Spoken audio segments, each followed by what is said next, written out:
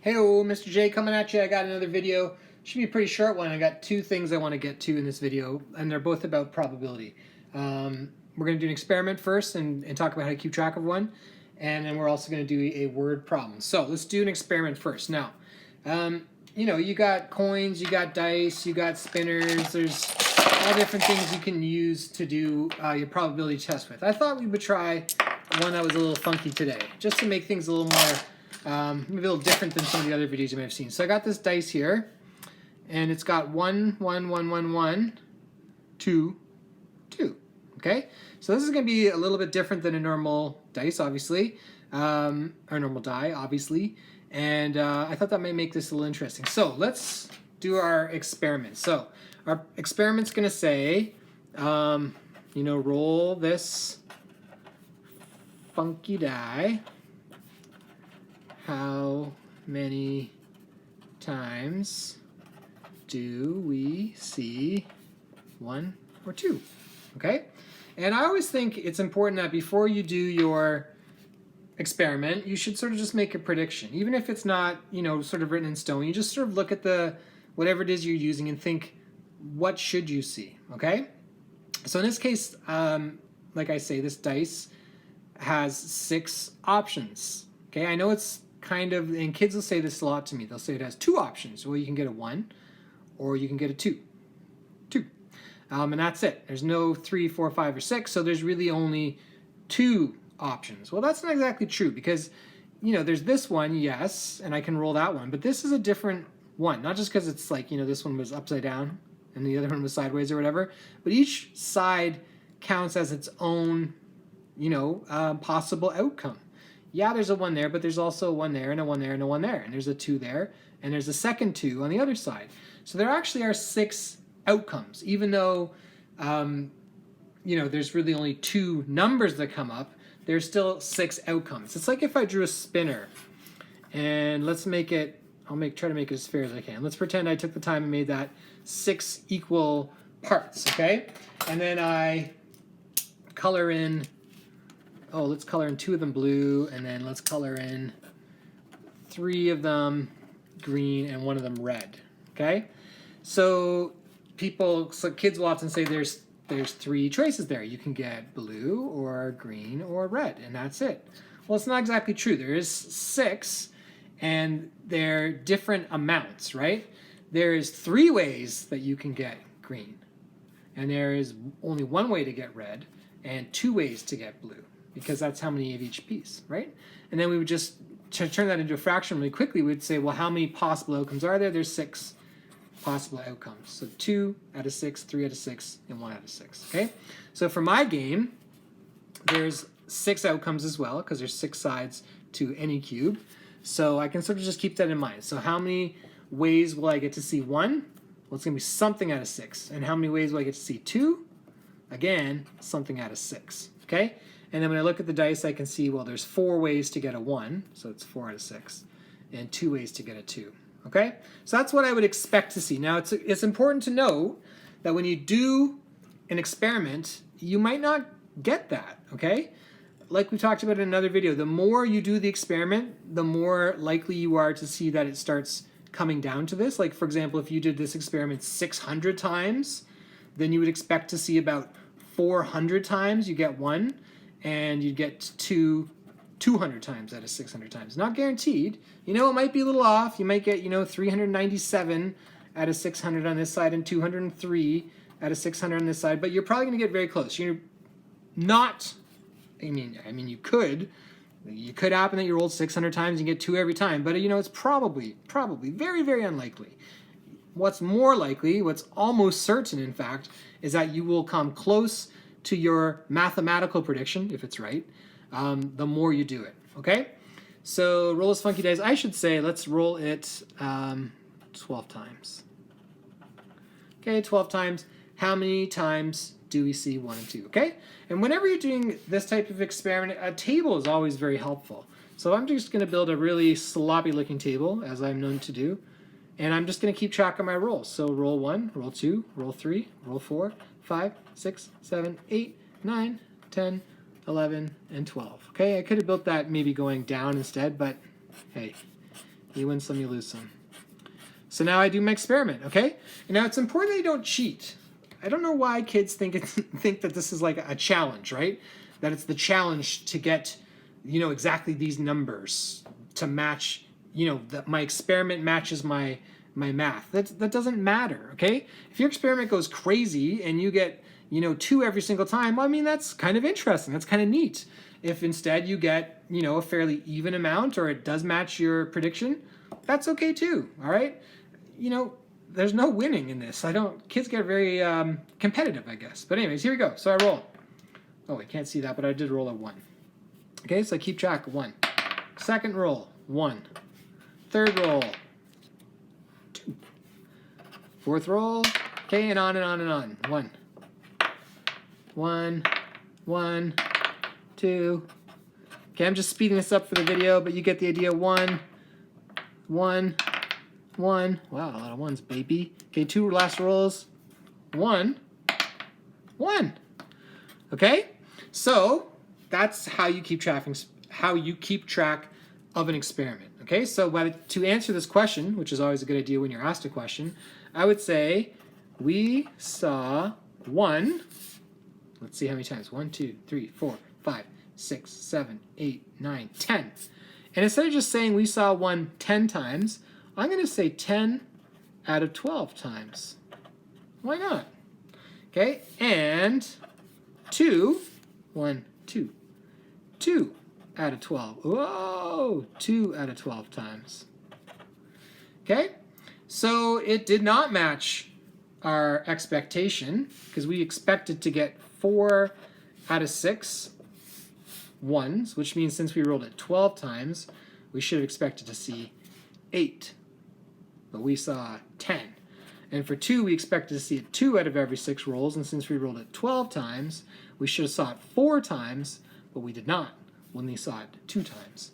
So my prediction was not wrong. Okay, sometimes the kids will say that my prediction was wrong. No, this is still mathematically perfect. It's just a fact. There's 6 choices or 6 outcomes, I should say, and 2 of them were 2 and 4 of them were 1. I mean, that's still correct.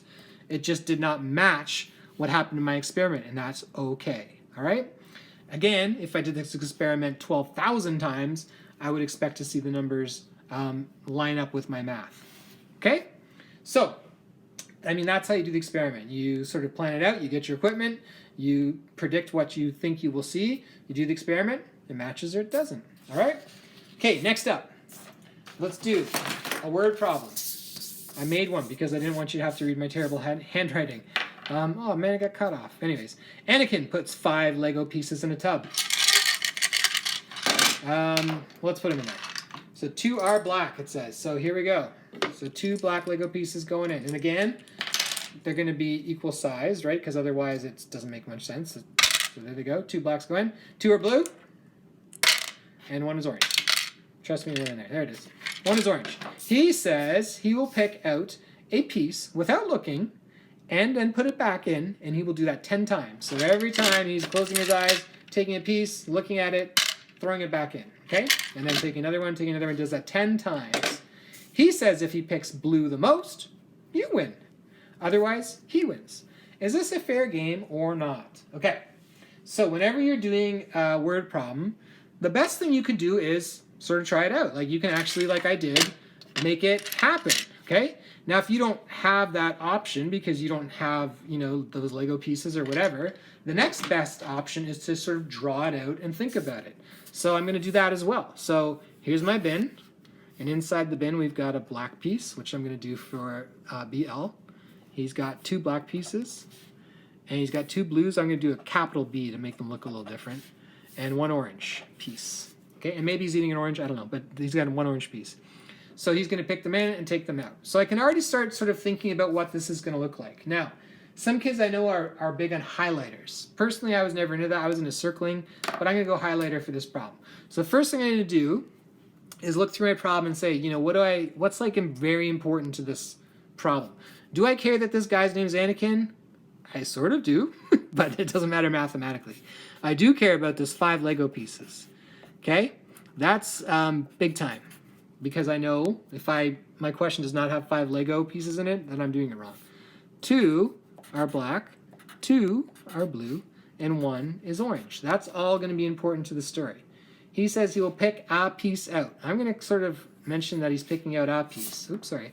Because he's not picking out 2, he's not taking all 5 at once. He's just picking out 1. And he's going to put it back 10 times. Okay, so I need 10 repetitions of this experiment. If he picks blue the most, you win. Otherwise, he wins.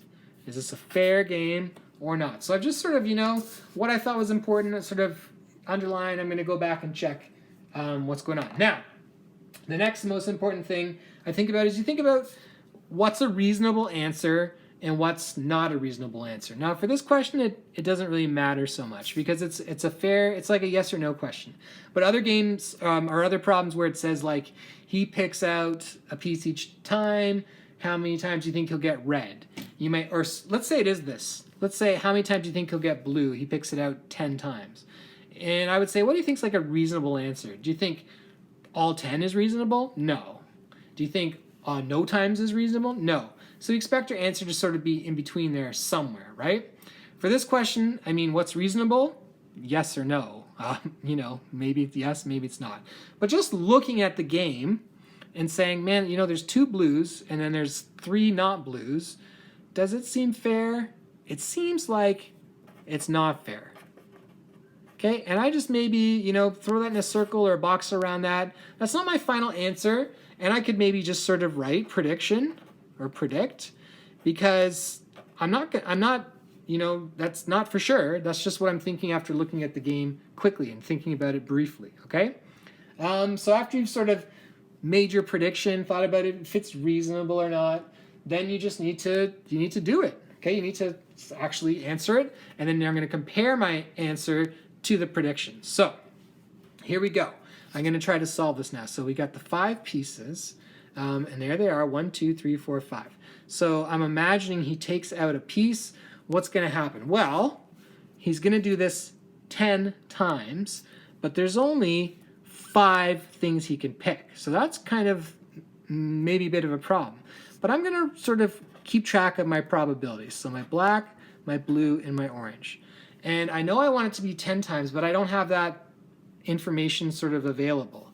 I know that there's 1, 2, 3, 4, 5 things that could happen. There's 5 possible outcomes to this problem, right? He could pick this black, he could pick this black, he could pick this blue, or this orange. So there's 5 things that Anakin can do, right? 1, 2, 3, 4, 5. So I know that my probabilities are going to be out of 5. And what's the likelihood of getting blue? Well, 2, because there's 2 chances he picks that up. Black, again, 2, because there's 2 blacks in there. Oops, 2 out of 5, not B out of 5. Don't put letters in your fractions. And orange, only 1 out of 5, okay? And since this is like an important problem, I just double check here. 2, 2, and 1, that equals 5. So I've accounted for all my probabilities, right? If I had 2 out of 5, and 2 out of 5, and 2 out of 5, I would have said, wait a minute, that's 6 out of 5. I must have miscounted. Oh, I accidentally put in 2 oranges. I just got in that 2 roll, and that's my mistake. I fixed that, okay? So there we go. Now he's going to repeat this 10 times. So he's not just going to pick 5 times. If he's going to pick 5 times, it's easy. I can see the results right here. But he's picking 10 times. So I need to change these probabilities to happen 10 times, okay?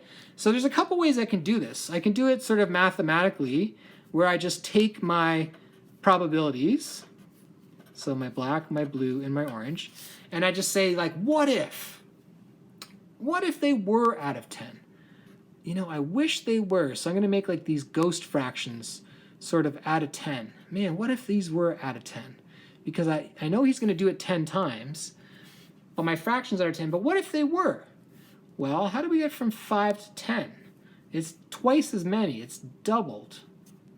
So if I double each of these, I will have my out of 10 probabilities. And it still makes sense. 4, 8, 10. So I still have accounted for everything. Now, if that's a little confusing to you and you're not really sure how I did that, I can do it a different way with my drawing. So I got my blue, my black, and my orange. And that's 5, right? There's 5 possible outcomes there. What if I just sort of imagined a second collection? And in this collection, there's also out of 5.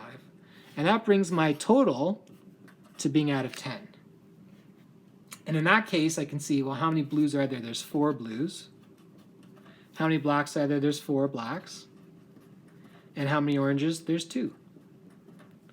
Okay, so I have a couple sort of ways. And sometimes it's a good idea to do it 2 ways, because then you see, was I right? Yeah, okay. So now I've sort of imagined my experiment. So I've got 5 Lego pieces, check. This is another great thing I like to do, is check as I go. Check. 2 are black, check, right, in my original. 2 are blue, check, check. 1 is orange. He says he will pick out a piece, okay, each time, put it back 10 times. Now, originally I didn't account for my 10. My original probabilities didn't account for 10. My original picture didn't account for 10. That took an extra step of work. It wasn't easy, but we got there. And check, we got it 10 times. And now he says if he picks blue the most, you win. Otherwise, he wins. So well, let's see if that's fair or not. So blue gives him a 4 out of 10, or gives us, sorry, a 4 out of 10 chance of winning, right? 4 out of 10, that's us. And he gets the win for anything else, which is all this, which is 6 out of 10, right? Because it's a 4 and a 2 out of 10. So this game is not fair, okay? Because in this game, he has a better chance than us, okay? Always, I want to go back and check my answer versus my prediction. I predicted this game was not fair. It didn't feel fair. And in fact, now I've proved it. Always got to write your sentence. That's just part of the rules of math here. So is this a fair game or not? This game is not fair. Okay, if I'm someone who likes to get level 2s or 3s, maybe a 3 minus, period, I'm done. But, you know, what's my proof? You should always prove your answer. This game is not fair because Anakin has a 6 out of 10 chance to win. And, oops, we only have a 4 out of 10 chance. Okay, and here's my proof. Okay, I did all my math. It's all on the page. It's all proven. And there's my answer. Okay, and did I answer everything? Pick blue the most. Check, check, check. And otherwise he wins. Is this a fair game or not? It was not, baby. We got the proof right here. Okay, so word problems in any math strand are always the hardest, right? You got to take what you've learned from the unit and you've got to apply it to the question. You got to read through. You got to check your answer. That's why they're always worth the most marks. That's why you got to give them the most time. And when I was a math teacher, like for example, when I taught grade 8 math, I would sort of really focus on the word problem questions with the kids I taught. And if they did the word problem question right, even if they sort of did the rest of the test or assignment wrong, I really took that into account because I always figured that's real life, okay?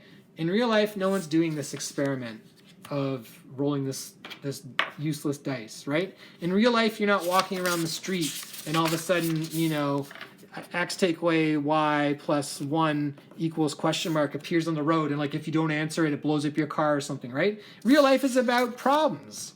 It's about our game's fair. It's about, you know, how much is it going to cost to put a patio in my backyard? How much is it going to cost if I rent a car versus buy a car, right? Real life is all about problems, solving problems the best way you can. It's not about just random, you know, sheets of numbers coming at you and you have to solve 40 multiplication questions in 40 minutes or else, you know, they're going to shoot you out of a rocket into the sun or something crazy. Real life's about the problems. It's the most important part. So slow down, double check your answers, try a couple different ways. You know, the final thing I could do is I could actually, you know, perform this experiment. I could play this game and take pieces out 10 times and keep track, just like we did in a table on our crazy dice probability experiment, okay? That's another thing I could do. So there's lots of ways that I could solve this. But I think I gave you a couple good ones. All right, check you later.